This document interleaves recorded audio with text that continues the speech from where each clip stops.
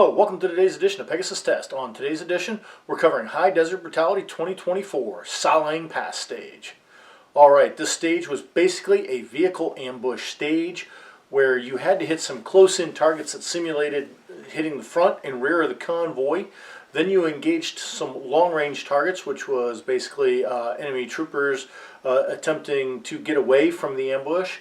And then you got a close-up target for clearing your rifle. You then dashed forward into the convoy, engaged some stragglers around it, and then boarded the bus, engaged targets through the bus windows. And those targets were a series of long-range static targets, plus Texas Star on a spinner fairly up close. You finished up with a rifle engagement at approximately 200 meters.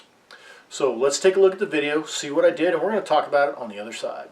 Stand by.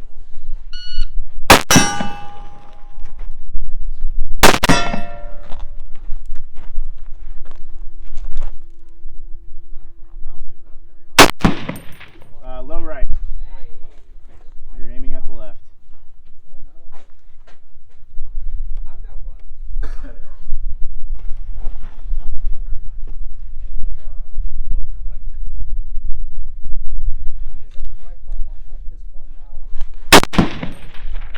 Low. Bring it up a target.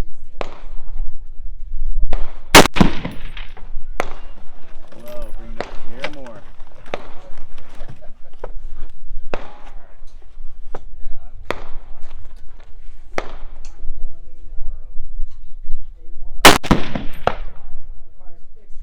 That was low.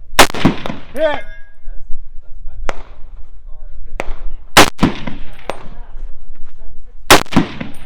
think you're low. So low and just a hair to the right.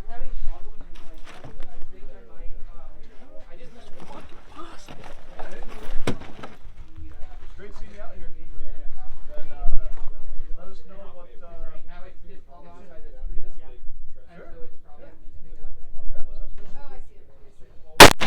Hit! 300 yards! I think so, yeah. Just we could try the rest of my, Low, I think. yeah, right, exactly. I mean, we're not exactly sure.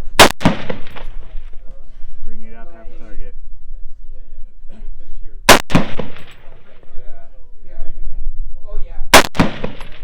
Hit!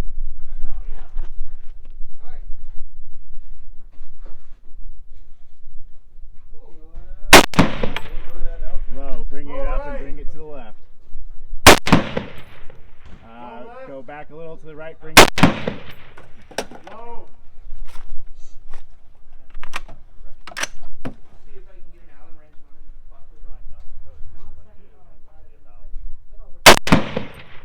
Hit!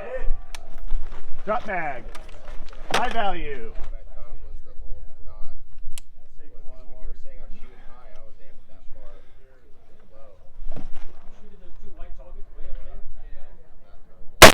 Got him. Nice job, Bless. Down Get it. there. Yeah. Swing that rifle.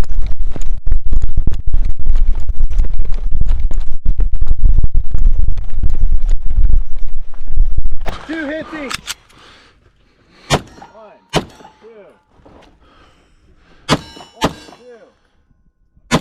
1, 2. On that bus.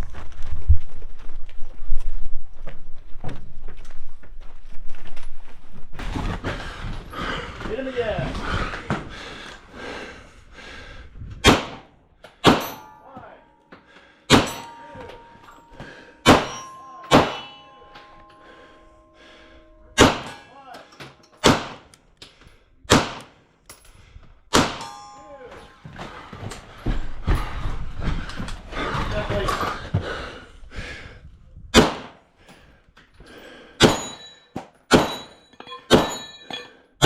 Got 20 seconds. Count. You got it, White.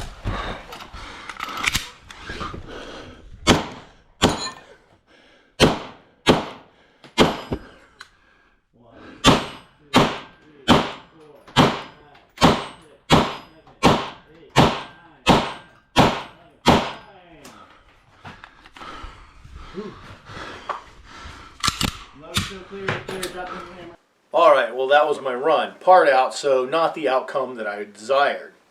Let's go through what happened. You started out at that barricade, which was a series of steps with holes in it and everything.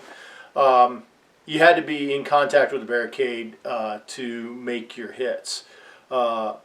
Wish I'd interpreted it like some of the other people had, where they proned out next to it and just had a part of their body touching it. I probably would have got some slightly better results because there was some instability to that barricade. So got the convoy stopped with a hit on the front and the back. That came pretty easy. The long range hits, not so much. The 200 yard particularly was a problem for me. If you've been watching this video series, you know that this rifle is zeroed for 168 grain Hornady ammo, and I inadvertently packed my 175 grain Black Hills ammo, which I use in my long range bolt gun. So both great rounds, no problem with that, but the scope was zeroed for a round different than what it was shooting, and it was enough of a difference to make a difference. If you've watched other videos in the series, you could tell I was able to compensate for that fairly well. Not so much on this stage. Those 200 yard targets really were tough for me to get the hits on. I think in some cases I misjudged the offset. Other cases the call from the RO was incorrect. I don't know if anybody picked up, there was a couple times even in the video where the RO made a call and then somebody else called out a different thing. So that led a little confusing. So I don't think any of that was intentional. It just is the way it is. But way too many shots went into collecting the 200. The 200 targets, there were 2 of them.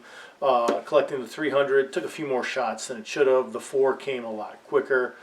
But all in all, that ate a lot of time. So when I dashed down to make the pistol target engagements, I was already behind the power curve.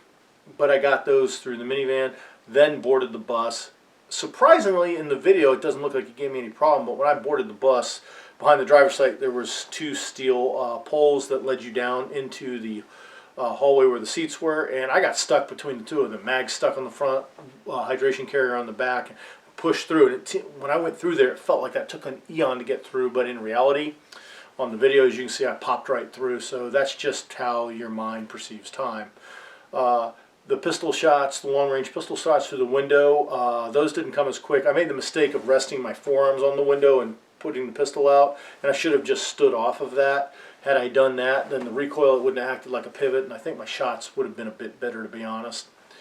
When I got to the back of the bus, I had to engage a Texas Star in the spinner, and as I finished up the Texas Star, they told me I had about 20 seconds left, and then I made the engagement on the spinner. Now you had a choice on the spinner. You could spin that spinner or get 12 hits. I didn't even worry about attempting to spin it. I just went for the 12 hits, got those, and as you heard, they got that 12th one right as the buzzer at 240, and that prevented me from making the engagements on what had been 200 meter targets, which now were probably about 150 meter targets. So that's where 2 penalties came from. I got a 3rd penalty on the stage. I have no idea why. Maybe there's procedural in there I didn't know about, but ended up taking 3 penalties on the stage, which didn't help things in the overall, but is what it is. If I'd have brought the correct ammo and made my hits faster back on the long range portion, none of that would have happened, and there wouldn't be any penalties to talk about. So it's a self-sabotage, it's a lesson learned, and is what it is. This was a fun stage. I like the concept that they called it Salang Pass because that kind of replicates the type of ambushes the Mujahideen did back in the Soviet war in Afghanistan. So that was a very cool, nice historical reference to have in a match.